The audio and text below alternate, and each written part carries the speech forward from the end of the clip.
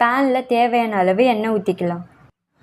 எண்ணெய் நல்லா ஹீட் ஆகிடுச்சு. கடலப்பருப்பு 2 ஸ்பூன், உளுத்தம்பருப்பு 3 ஸ்பூன் போட்டு வறுத்துக்கலாம். முக்கியமான பாயிண்ட்டுங்க, இந்த ஃபுல் ப்ராசஸ்மே அடுப்பு சிம்மில் வச்சு தான் செய்யணும்.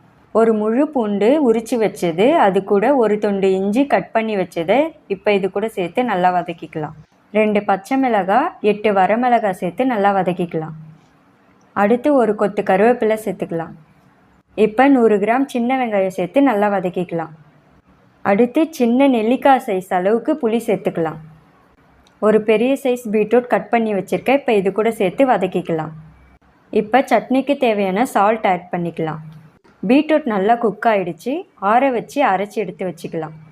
தாளிப்புக்கு அதே பேனில் கொஞ்சமாக எண்ணெய் ஊற்றிக்கலாம்.